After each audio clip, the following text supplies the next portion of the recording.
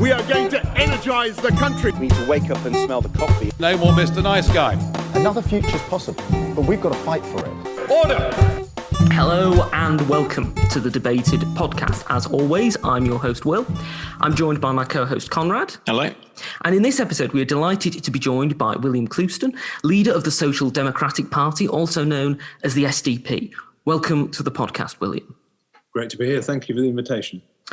So the first question that I'd like to ask, because this podcast is looking at the Hartlepool by-election that's coming up, is have you decided who your candidate will be for Hartlepool yet? And if not, when will you be announcing your candidate and will you be selecting your candidate for that by-election? Good question. Well, we're a Democratic Party. We have gone out to all the members. We do have a candidates list, but we've gone out to all members, and the head of candidates reported back on Friday with the shortlist. And as this is being recorded on Saturday, actually tomorrow on Sunday, the National Committee will select a candidate. What makes you think the SDP has a great appeal in Hartlepool specifically? I think our values basically sit on pretty much on top of red wall seats like Hartlepool. Our offer in politics, which is a blend of left and right, I suppose, pretty much reflects a lot of the ideas and concerns that voters have in red wall seats. So I think if you were to do a blind tasting, if people were to look at our policy platform and our attitudes and our beliefs and values, we would win the election because we're pretty much sitting on top of it. But that's possibly unlikely because we're a small party and growing. So we've always got a challenge of getting our ideas across. But certainly in terms of what we believe in, we don't have to move an inch. We are pretty much on top of what voters want in Hartlepool. Now, of course, Hartlepool is an area that substantially voted to leave the European Union in the 2016 referendum. And of course, the SDP has supported Brexit for a while, a very long time. What do you think are the discernible differences Brexit has made already? Or do you think that these kind of differences are going to take longer to be seen in areas like Hartlepool and around the rest of the country? I think you could argue that it changes the electoral dynamics, but a post-Brexit environment is different to a pre-Brexit environment. Certainly in the general election in 2019, a lot of voters up and down the country were upset that their democratic vote in 2016 had been dishonoured, and this cultural establishment, media establishment, industrial establishment had tried to effectively to overturn that vote. And there was a lot of bitterness about it, and it needed resolving. And I think, yes, you could argue that 2019 resolved it, but of course, whenever there's a cultural divide and a value divide like that, these things tend to leave scars, don't they? So I don't think the political identity of being a Remainer or a Leaver just evaporates. It doesn't go overnight. And in any case, to a great extent, the value divides that those two labels represent are intact. You might, to take David Goodhart's description, you might describe it as an anywhere, somewhere divide. But politics has certainly taken a cultural turn, and it has massive implications for the political parties, this, and I think they're still sort of grappling with the issues. So I would say, yes, the sort of immediate, the acute intensity that you got in 2019 has probably faded somewhat. But the basic value divides remain, and I think the major parties are still going to struggle with that. The major parties, Labour's held Hartlepool since it was created as a constituency. You describe your party as being left on economics. What specific policies do you think can appeal to these Labour voters? The interesting thing about the SDP's offer, as I say, is we're sort of economic left-leaning and culturally traditional and patriotic, which, as I say, is a pretty good match for many, probably certainly a majority of voters in Hartlepool. What does it mean? I mean, basically, the important aspects of our economic ideas for Hartlepool are concerned with industry, industrial jobs. What we've had is 30 years, 40 years of econ liberalism, where we've been encouraged to be totally indifferent to what is made, where and by whom. It's an ideology, basically, which, post-Thatcher and during Thatcher's period was taken on pretty much by the establishment. New Labour took that view on as well. And so you've got, basically 30, 40 years of deindustrialization. I think, manufacturing industry now as a percentage of GDP is down at sort of 11%. And if you look at towns like Hartlepool, what's been undermined is the industrial wage, the industrial job, the secure industrial jobs has been undermined. So that's been replaced with precarious employment. And of course, behind every industrial job was a family that depended on that job. And so the consequences of both parties' indifference to industrial manufacturing has been very tough on Hartlepool and other places like it. So what we're seeing is basically the effects of economic liberalism gutting industry in the West, and the pandemic brutally brought that to the fore when throughout the West, it wasn't just this country, but the United States was exactly the same, scrabbling around for kit because they've lost industrial capacity. They don't have the capacity to make their own essential strategic supplies. So basically our core message of believing in and wanting to reindustrialize comes with a whole set of industrial policies, which I can go into in more detail, but basically neither Labour nor the Tories actually believe in these policies. So in terms of what they can offer Hartlepool, they don't offer much. In terms of deindustrialisation, we've seen the impact not just on Hartlepool, but constituencies throughout the north of England of deindustrialisation. How would an SDP MP, if an SDP MP were elected, how would that MP advocate for more industrialisation or bringing industries back to Hartlepool? And how effective do you think one member of Parliament could be in reinvigorating an area, or do you think that it would just be a stepping stone for you to gain greater support in other parts of the country? A good MP can advocate for the right policy, but I totally acknowledge, unless you can change the core beliefs, the things that much of our political establishment have clung to for the past 30, 40 years, unless you can change that, then your macro policy won't change. So I totally acknowledge that there's a limit to what an individual MP can do. Nevertheless, you make the argument. And actually, currently, I know, a lot of our political opponents on the liberal economic side are slow learners, but just, reality bites, doesn't it? You only have to look at the last 12 months to realize that actually some domestic resilience, some national resilience in a number of key industries is actually very sensible. And if you look at what, contrary to their previous approach for the last 30 years, if you look at what the government's actually done, say on vaccine production, they've taken a very domestic focus. I mean, we produce about 2 million vaccines under the Astra jab is made here, about 2 million a week. There are plans to produce another vaccine in Stockton, which is very close to Hartlepool. Now, this is basically reality biting.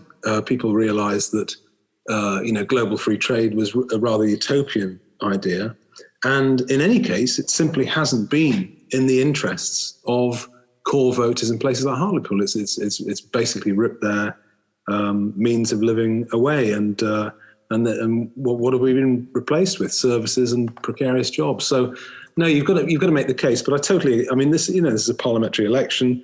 You want a good MP. I'm very excited about our short list of candidates. We've got some excellent people, and we've just got to do our best to get the message across, basically.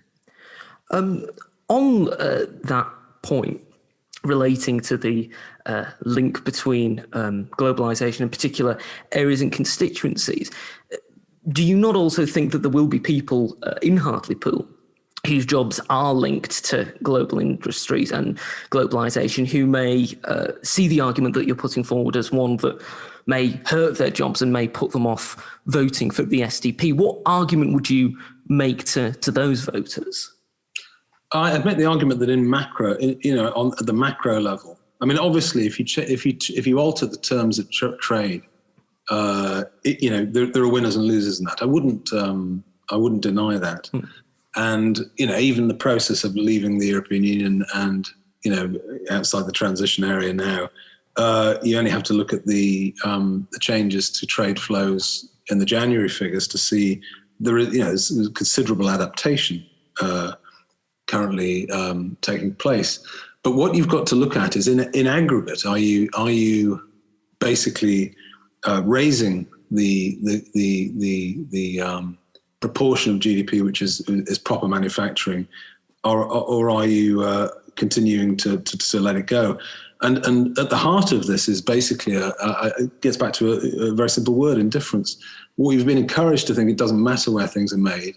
If you take that attitude and your industry literally migrates to the cheapest single factory producer, which is generally in Southeast Asia, generally in China, you literally end up with no industry at all in the end. I mean, that's the end game. Now, you can argue that in the short term, running colossal trade deficits, even with the European Union, the trade deficit is over 100, about 80, 90 billion, getting on for 100 billion. You can argue in the short term it doesn't really matter because you've got the goods. But remember, in trade policy, there's a basic arithmetic to that. You can only pay for your imports in three ways. You can pay them with what you make today. You can pay them with paper promises, i.e. debt, which is, say, a model like the domestic car sales industry in the UK is largely on that. We import German cars. We take on household debt for it.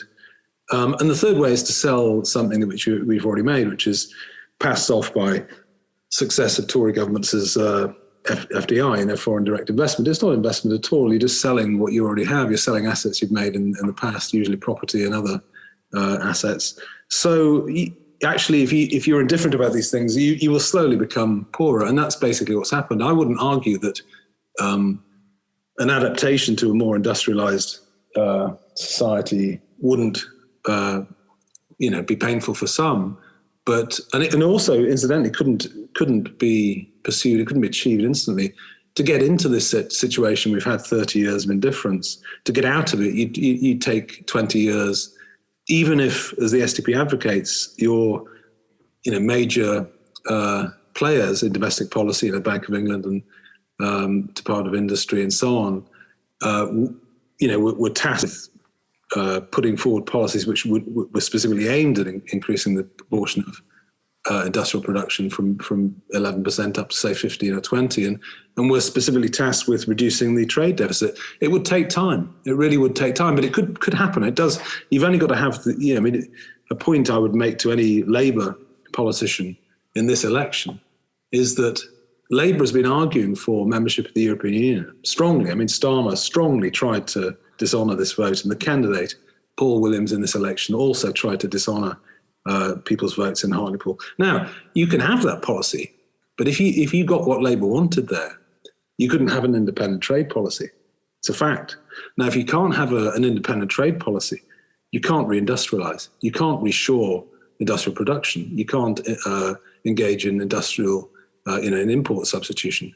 So, and they profess, the Labour Party profess to be Keynesians, but their continued support for the European Union would effectively prevent them from implementing the Keynesianism which they profess to believe in. So basically their policy doesn't make sense. And on the other side, the Tory policy is continued indifference and in hock to the city. So I think if Hartlepool voters are interested in a party that really believes in reindustrialising and thinks that the industrial job is important, they want to consider the SDP. Now, you mentioned the Tory policy there, and the Tories have moved sort of somewhat economically left in the last few years with the like, that's the sort of end of austerity era. And in terms of industrial strategy as well, they're considering nationalising Liberty Steel if it was to go under. What do you make of the argument that your voters and your sort of members could be better used to join the Conservatives and influence them towards the political ground that you want them to inhabit? That's a good question. I mean, anyone, choosing to promote and build up and rebuild a smaller political party must consider this. But I was an active social democrat in the 80s, and I had 4 years in the Tory party, and I made friends. But that was 4 years enough, to be honest. I think your chances of getting the particular program, the particular combination, the sort of red and blue combination which the SDP represents within an organisation like the Tories is next to zero, I would say, pretty much. I mean, the Tory Party's strength is actually its sort of intellectual vacuity. I mean, it's basically doesn't have any strong opinions. There are some liberals. I mean, there are some. Its biggest single group is probably Hayek type, free trade liberals, and there's nothing wrong with that. You can be a Gladstonian free trader, and if you are, you're better off in the Tory party. But the chance of the Tory party fully embracing trade friction and an active industrial policy. I mean, they've just closed down the major committee on industrial strategy 2 weeks ago. I mean, they're not actually terribly interested in this. What you tend to get from the Tories is fairly cheap announcements and PR. But I just genuinely don't believe that they are particularly interested in pursuing this. And likewise, it might seem bizarre, but on the socially conservative side, the SDP is a much more socially conservative party than the Conservatives, who are again some type of liberal party in effect. Or many of the difficulties they've got themselves into now with the overreach of woke progressivism as a result of their own. They've been in government for 10 years, but most of the institutions have been overrun by this stuff, and they've done absolutely nothing to deal with it. And they, it doesn't really matter which category you talk about. You could talk about, ask yourself a question: have the Tories done anything to support the family? No, nothing, absolutely nothing. And they've had opportunities, but they're just simply not interested in it. And so if you want to pursue families that will support, household formation and give citizens a chance to get a house and raise a family, the Tories are not the place you'd look, to be honest. So, no, I don't. It's a good question, but I think, honestly, anyone inside that has got to understand that, you're probably, if you believe in our sort of politics, you're probably wasting your time. You really are better off rolling your sleeves up and building your own organisation. Looking at coronavirus, which has of course affected the entire UK, including Hartlepool, what lasting impact do you think it's going to have, both on the general health of the population and the economy of the population? What impact do you think it will have on Hartlepool, and how would an SDP MP respond to that impact and seek to improve things for the constituents of Hartlepool? Well, at the macro scale, the biggest impact will be, even not accounting for the local effects on local families and local individuals in Hartlepool. The macro effect will be simply the historic drag anchor effect of the colossal quantum of public debt which has been accumulated, and private debt. Although households actually the savings rates shot up from sort of 8% to 27%. So actually household savings in aggregate are rather good.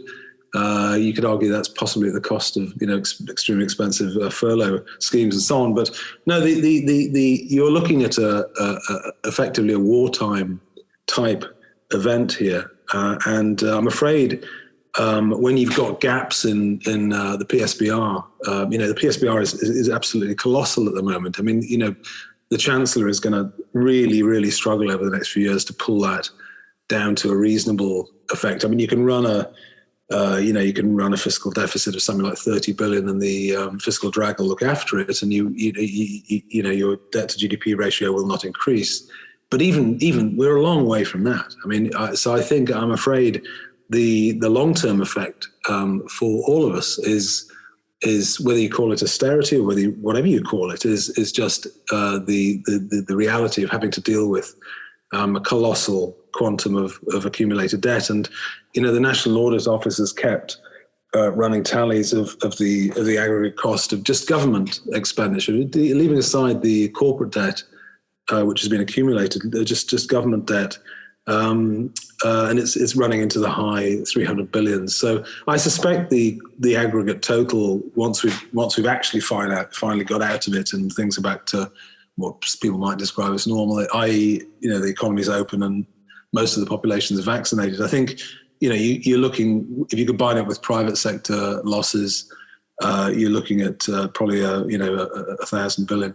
Which, as I say, that's the biggest effect of all. A lot of people in northern areas such as Hartlepool feel a bit distant from Westminster. One of your policies is to create an English Parliament outside London, and to give it equal power to the Scottish Parliament.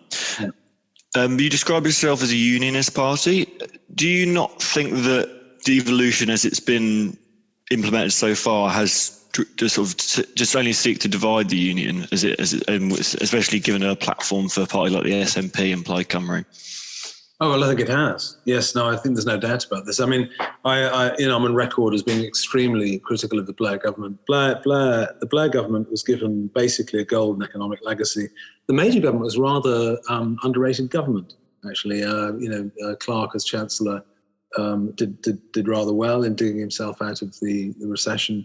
And they handed a legacy to the Labour Party, which the Labour Party promptly squandered. My criticism was literally all over their programme. They didn't do any proper socialism. They didn't look at nationalising the utilities, which would have been rather sensible. They didn't nationalise the railways, didn't build any council houses. They did nothing, absolutely nothing on the econ left side, things that we would be interested in doing. They had every opportunity to do so. They didn't believe in it. They'd lost confidence in arguing for it. So they were useless at that. And then, obviously the main scar of that government was the very foolish involvement in the Iraq War and attempting to impose liberalism into complex Middle Eastern societies that had no real interest in it, the cost of 650,000 lives. So shocking on that. But the question is about devolution. That's another thing that Blair got wrong. Blair thought that the upswing, the interest in Scottish nationalism would be quelled. He thought it would be reduced and assuaged, basically, by creating a Scottish Parliament. I don't think the Welsh were particularly interested in it. I think the euphoria of Blair and the Labour influence in Wales took it over the line, and it was only just taken over the line by a few votes in Wales. But in Scotland's case, he basically fed the tiger. I mean, he fed something which they couldn't control. It was Donald Dewar said that the Scottish Parliament would kill the demand for Scottish independence dead. Well, it didn't. It just fed it.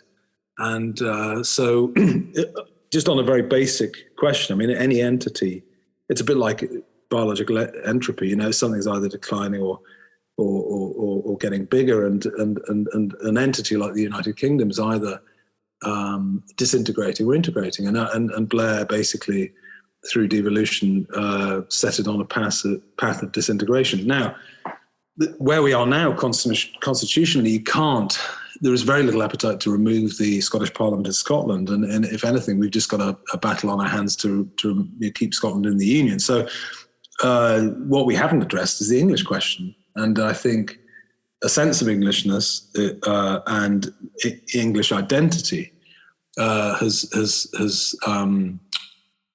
been put on the table really by the Celtic nationalism that we find in Scotland and Wales. And I think you can't ignore that. It's not just technical questions like English votes and English laws or the West Lothian question. Those are difficulties, but I think the bigger question is you can't leave England out of this. And so we deal with it as a party head on and say, well, if we're going to have a Scottish Parliament and a Welsh Assembly and so on. You need an English Parliament to convene English identity and English policy. So that's what the proposal is. And then the cost of that, because you can't have parliaments all over the place, is to have a unicameral UK Parliament, which I think would make sense because after all, the UK competences would be basically foreign affairs and defence and the things that span all four countries. So I think it would work. My preference would be for a parliament in York, although we don't actually say that. The SDP's policy board didn't agree with my suggesting York, but I think York's a place where historically and culturally it should be. And I think it would work well. I think the main criticism I hear against an English parliament is that it's, people say, well, England's too big and it would dominate. Well, it actually doesn't follow. And the people that say that haven't actually thought very carefully about it. Because if you think that you can't have an English parliament because it's too big, well, then you can't have a union of England and Scotland and Wales because England is still too big. So I'm afraid if you have a United Kingdom which is composed of different sized countries, it follows that if you have parliaments underneath that in a federal system, they would also be bigger or smaller. What I don't like is a sort of anti-English tendency which you got in the Labour Party to try and split England into little regions. And we had a look at that in the region that I live in the North East, and we rejected it totally. We don't want England to be split up into little regions. I think the people that argue that just aren't very comfortable with Englishness. In regards to the idea of devolved English Parliament, how much support do you think that actually has in terms of the wider population? I think it's changing. I think English people were quite ambivalent to it, and I think for a long time, the tendency was for English people to basically view their identity as synonymous with Britishness. So, I mean, this has been going on a long time, and they didn't really need. I mean, if you're the largest component in a multinational state like this, it really wasn't very important. I think interestingly, I mean, if you look at the after I was born in 1966 when England won the World Cup, it was largely Union flags that were being waved around at Wembley, and as I say, the English people thought of the Union flag as theirs, almost synonymous with the English flag. But I think that's changed. It's one of these cultural turns which over 20, 30, 40 years has changed. So I think in a way the Celtic nationalism has woken up English nationalism and a sense of English identity, which is, put it this way, in terms of a direction, I think a sort of enlightenment of Englishness is the direction we're going in. And I see no reason why we shouldn't take it to its logical conclusion and have a parliament. Now, your party is seen to be sort of culturally and socially right-wing. Now, what is your policy on sort of the hot-button, sort of traditional, I guess, the issues that have always sort of dominated social conservatism on gay marriage and abortion? Good question. I just want to slightly challenge you there. I mean, I suppose even occasionally we use that as a sort of shorthand to say, left on econ and right on culture. But I simply don't accept that. I mean, I think if you look at the history of, the SDP is an offshoot of the Labour Party, and if you look at Labour's history intellectually, if you look at figures like Attlee and Gaitskell and Peter Shaw, you will find social conservatism. I mean, the idea that you could do what you liked, the individualism that we're faced with now, people on the left were constantly argued against that. Also constantly argued in favour of the family. So I don't actually. I mean, you could say it's on the right, and I concede it that people say that, but I personally don't, particularly in relation to red wall seats, actually. And, if you look at the region that I live in Northumberland and Durham, the traditional Labour voter is socially conservative. So it's whether you say it's on the right or left is a little bit debatable. So on gay marriage, yeah, I mean, we are socially conservative, but we're not in denial of what you might call the sort of great liberalisation since the 60s. There's no going back. I mean, people, we support gay marriage, and the SDP actually in the 80s was at the forefront of promoting gay rights. And I see no problem with that at all. The definition of the family that we use is pretty broad. What we do is defend, two parents being present to raise kids. Takes two to make them, takes two to bring them up. That's an ideal. It's not to say that it always works out like that. It's certainly not to say that someone in a desperate and unhappy marriage or an abusive relationship should put up with that. And often it doesn't work out. And so you're always going to have, people raising kids on their own, and that's very tough. But as an ideal and for society, the data is in. I mean, there's no question that stable two-parent families produce better outcomes for children and therefore for society. On the question of abortion, we're not going to have a party policy on this, and I think we're probably right to avoid that. I don't think any major political party does. Possibly some smaller parties do, but we won't be doing that. I think my personal position is that I think the term limits presently on abortion are probably too long, and I would probably reduce those. I think ethically, it's very difficult to make a case for, say, a thought experiment, a hospital where a premature baby of 20 weeks, whatever, is being kept alive, and in the same hospital, a baby at that term is being aborted. I think that's a very difficult question. I also think there's probably more evidence now on the viability on that question as well. But I'm not against abortion personally, in principle. We're coming to the end of the podcast, and it's been great to speak to you, William, and I have one final question. A collection of 300 historical swords, including a sword that is believed to have been given to Lord Nelson by his uncle, is at the moment being looked at by Hartlepool Borough Council to be bought and displayed in Hartlepool. So my final question to you is this. What do you think of that move, and how do you consider Lord Nelson in the context of historical British figures? Well, I think that you open up abroad. I mean, of course, a major historical figure, and along with his contemporary Collingwood, who is a massive local hero in Newcastle. And there's a very fine plaque in Newcastle Cathedral on Collingwood. I think generally we've the move to. I think the English have always been a little bit ignorant, actually, in history. It's not just, you can blame progressives for sort of wanting to decolonize and to denigrate British history and imperial history. You can do that, but the broader problem, for many years, has been just a lack of interest, a slight indifference to our own history. So no, I'd support that. I think any attempt to reconnect us with our past is a very positive thing, and as a culturally traditional party, we'd support that 100%. Thank you for coming on the podcast, William. If people want to find out more about the SDP or yourself, where should they go to find out more about you and your party?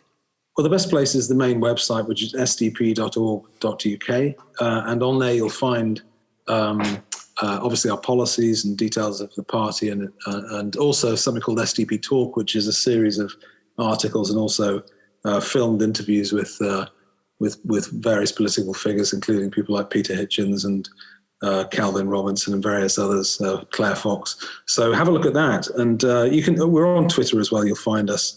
And yes, check us out. Excellent. Thank you once again for coming on the podcast. Pleasure. Great pleasure. Thank you. Thank you for listening to this episode of the podcast. If you've enjoyed it, you can subscribe to us on iTunes, Spotify, Podbean, and Amazon Music. You can also follow us on Twitter, @DebatedPodcast, like us on Facebook, Debated Podcast, and if you'd like to get in touch with us, whether about appearing on an episode of the podcast or commenting on an episode that you've listened to, you can do so at thedebatedpodcast@gmail.com. Thank you for listening. I hope you listen to the next one.